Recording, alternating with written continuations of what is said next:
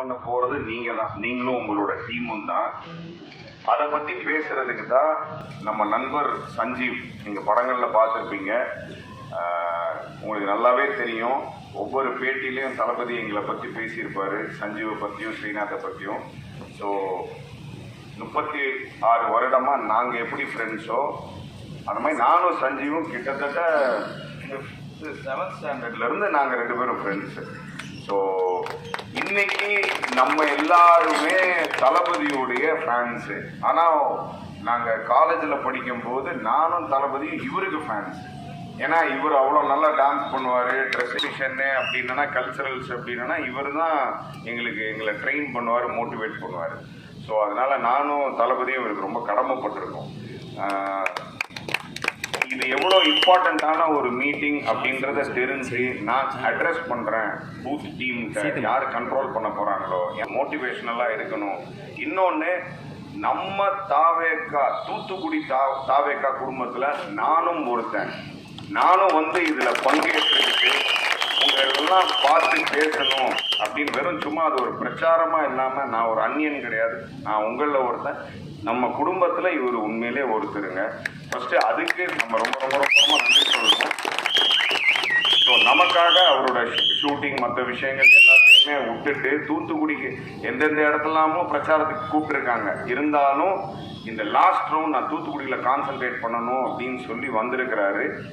So உங்ககிட்ட அவர் ஹானஸ்டாக from the heart தளபதி எப்படி பேசுவாரோ அந்த மாதிரி பேசணும்னு நினைக்கிறாரு. கம் சஞ்சீவ். இவருக்கெல்லாம் பேச முடியாதுங்க, இருந்தாலும் எல்லாருக்கும் வணக்கம். வணக்கம்னா வணக்கம் சொல்லுங்க. எல்லாரும் நல்லா இருக்கீங்களா? இனிமேலும் நல்லாவே இருப்போம், ஏன்னா மாற போறது நம்மளோட ஆட்சி தான்.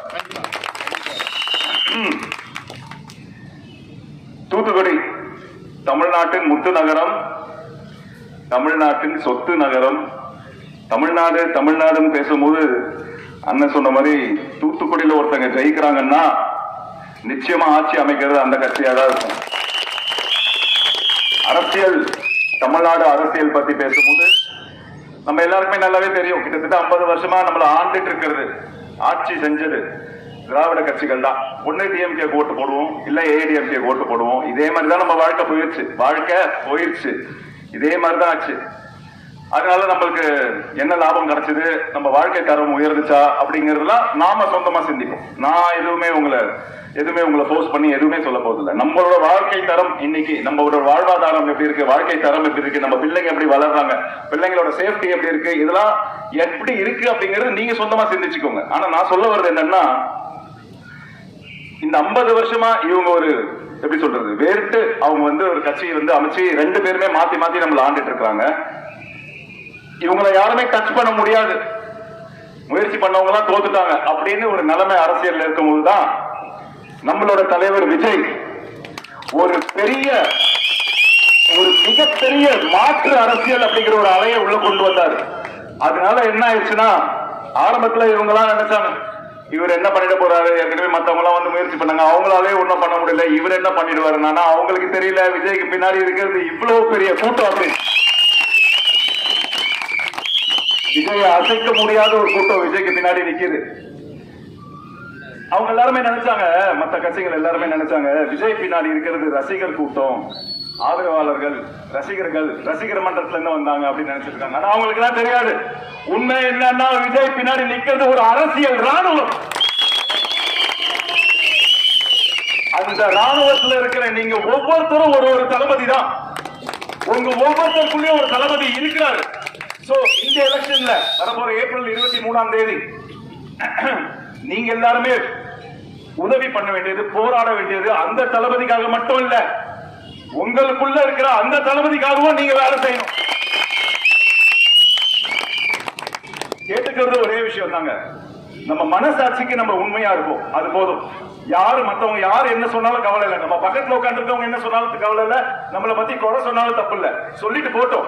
ஆனா நம்ம மனசாட்சிக்கு நம்ம உண்மையா இருக்கிறோமா நம்ம யோசிக்க வேண்டியது அது மட்டும் தான். அந்த மனசாட்சிக்கு நம்ம உண்மையா இருந்துட்டோம்னா நம்ம வேலையை நம்ம கரெக்டா செஞ்சுட்டோம் தான் அர்த்தம். சோ தயவு செய்து எல்லாருமே அண்ணன் சொன்ன மாதிரி உங்க மனசாட்சிக்கு நீங்க உண்மையா இருங்க. தப்பி தவறி கூட அந்த மாதிரிலாம் நடக்காது, எனக்கு தெரியும். உசுரே போனாலும் ஒன்றும் நடக்காது. ஆனா தப்பி தவறி கூட வேற யாராச்சும் டெம்டாக ஏதாச்சும் ஒன்று செய்யணும்னு நினைச்சீங்கன்னா தயவு செய்து வேணாம். உங்க தலைவனை பத்தி யோசிச்சு பாருங்க. இங்க இருக்கிற தூத்துக்குடி தலைவனை பத்தி யோசிச்சு பாருங்க. உங்க மனசாட்சியை நீங்க கேட்டு பாருங்க. இன்னைக்கு வேணா அது ஒரு சந்தோஷம் கொடுக்கலாம். ஆனா வாழ்நாள் பூரா அண்ணன் சொன்ன மாதிரி நம்ம வாழ்க்கையே நாசமா போயிடும். இந்த ஆட்சி இப்ப வரப்போற ஏப்ரல் 23ஆம் தேதி ஒரு கதை கிடையாதுங்க, ஒரு குட்டி கதை கிடையாது. அது ஒரு வரலாறு. அந்த வரலாறு முடிவு பண்ண போது நாம தான். இன்னைக்கு எவ்வளவு வழி, எவ்வளவு நெருக்கடி, எவ்வளவு பிரச்சனைங்க, என்னெல்லாமோ பண்றாங்க. அதெல்லாம் நீங்களே கண்ணால பாத்துட்டு இருக்கீங்க. ஆனால் இவ்வளவு பிரச்சனையிலையும் இவ்வளவு வழியிலையும் விஜய் இவ்வளவு துணிந்து, இவ்வளவு தைரியமா, இவ்வளவு போல்டா, இவ்வளவு சக்தியோட மறுபடியும் ஏஞ்சி வராருன்னா அதுக்கு ஒரே காரணம் இங்க இருக்கிற இந்த அரசியல் அனுபவம் தான். உங்க மேல இருக்கிற நம்பிக்கை தான். உங்க மேல விஜய் வச்சிருக்க அபார நம்பிக்கையில தான் விஜய் ஒவ்வொரு வட்டியும் போல்டா ஏஞ்சி திரும்ப வந்து மோதி பார்த்துக்கிட்டே இருக்கிறார். எவ்வளவுக்கு எவ்வளவு அவங்க வழி கொடுக்குறாங்களோ அவ்வளவுக்கு எவ்வளவு விஜய் மக்களை நோக்கி இன்னும் அதிகமா, இன்னும் வேகமா, இன்னும் ஸ்ட்ராங்கா, இன்னும் சக்தியோட போயிட்டே இருக்கிறாரு. மக்கள் அவரை நோக்கி வந்துகிட்டே இருக்காங்க. உங்க தளபதி மாதிரி நான் ஒரு குட்டி கதையை சொல்லட்டுமா? ஒரு நாட்டுல ஒரு ராஜா, மன்னர், அவர்தான் அந்த நாட்டை ஆண்டுட்டு இருந்தாரு. அந்த நாட்டுல இருக்கிறவங்க எல்லாரும் ரொம்ப சந்தோஷமா ஹாப்பியா இருந்தாங்க. அந்த ராஜாவும் ரொம்ப நல்லா இருந்தார். திடீர்னு ஒரு நாள் அந்த ராஜாவை பார்க்க ஒரு முனிவர் வந்தாராம். இந்த சந்தோஷம், உன் வாழ்க்கை, இதெல்லாம் இன்னும் கொஞ்ச நாள் தான். அதுக்கப்புறம் எந்த மக்கள் உன்னை தலையில தூக்கி வச்சு ஆடினாங்களோ அதே மக்கள் உன்னை தரத்திடுவாங்க. இந்த ஊரை விட்டு, இந்த ஊரே நாசமா போயிடும் அப்படின்லாம் சொன்னாங்களாம். ராஜாக்கு பயம் வந்துருச்சு. அந்த முனிவர் கேட்டாராம், சரி அப்ப நான் என்னதான் பண்ணணும், இதுக்கு ஏதாச்சும் ஒரு வழி இருக்குல்ல, பரிகாரம் இருக்குல்ல? அதுக்கு அந்த முனிவர் சொன்னாராம், ஒரே ஒரு வழிதான் இருக்கு. உன் ஊர்ல, உன் நாட்டுல நீ எங்கெல்லாம் பாக்குறியோ அங்கெல்லாம் நீ பச்சை கலர் தான் பார்க்கணும், பச்சை கிரீன் கலர் தான் பார்க்கணும். அப்படின்னா இந்த சாபத்துல இருந்து நீ வெளியில வந்துடலாம் அப்படின்னு சொல்லிட்டு முனிவர் போயிட்டாராம். உடனே அந்த மன்னர் ஆளுங்களை வச்சு அந்த ஊர் ஃபுல்லா எல்லா வீட்டுக்கும் கிரீன் பெயிண்ட் அடிக்க சொல்லி எல்லாரையும் பச்சை ட்ரெஸ் தான் போடணும்னு சொல்லி, இப்போ ஏன் அவர் அரண்மனையில இருந்து அந்த குதிரைக்கெல்லாம் பச்சை கலர் போர்வை போத்தி விட்டு இந்த மாதிரிலாம் அராஜகம் பண்ணாராம். அதுவும் கொஞ்ச நாள் கழிச்சு அந்த முனிவர் திரும்பி வந்தாராம். அப்போ ராஜா சொன்னாராம், பாத்தீங்களா, நீங்க போற இடம் எல்லாம் பச்சையா தானே இருந்திருக்கோம். நீங்க சொன்னதை நான் நிறைவேற்றிட்டேனா? இதுக்காக எத்தனை பேர் உழைச்சாங்க தெரியுமா? எத்தனை பேர் நான் கஷ்டப்படுத்தினேன் தெரியுமா? மக்கள்லாம் எனக்கு வேணும்ன்றதுக்காக ஃபோர்ஸ் பண்ணி நான் இப்ப பச்சை கலர் ட்ரெஸ் தான் போட வச்சிருக்கிறேன் அப்படின்னு சொன்ன முனிவர் சிரிச்சாராம். ராஜா கேட்டாராம், ஏன் சிரிக்கிறீங்க அப்படின்னு. அதுக்கு முனிவர் சொன்னாராம், அட முட்டாள் ராஜா, நீ இவ்வளவு கஷ்டப்பட்டு இத்தனை பேரை மாத்துறதுக்கு நீ ஒரு பச்சை கலர் கண்ணாடியை போட்டுதான் நீ பாக்குறதுலாம் பச்சையா தாண்டா இருந்திருக்கும் அப்படின்னா. வாழ்க்கையில இப்படிதாங்க நடக்குது. நம்ம சந்தோஷத்துக்காக மத்தவங்களை மாத்த பாக்குறோமே தவிர, நாம நம்ம சந்தோஷத்துக்காக, நம்ம நல்லா இருக்கணுங்கிறதுக்காக நாம நம்மளை எப்படி திருத்திக்கலாம் அப்படிங்கறத நம்ம யோசிக்கிறதே கிடையாது.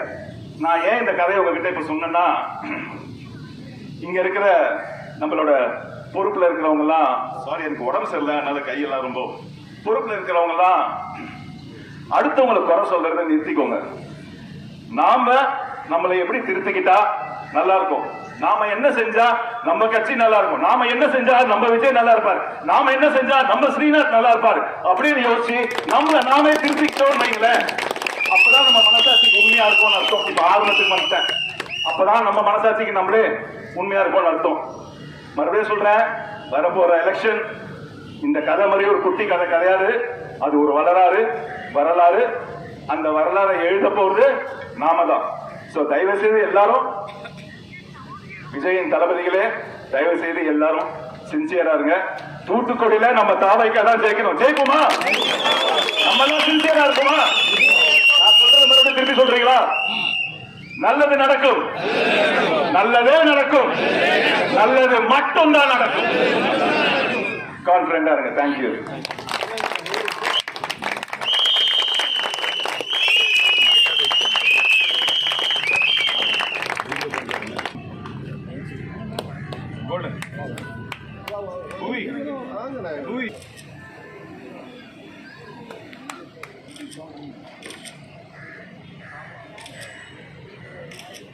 தளபதிக்கு அனுப்புனேன். ஓகேவா? தேங்க்யூ.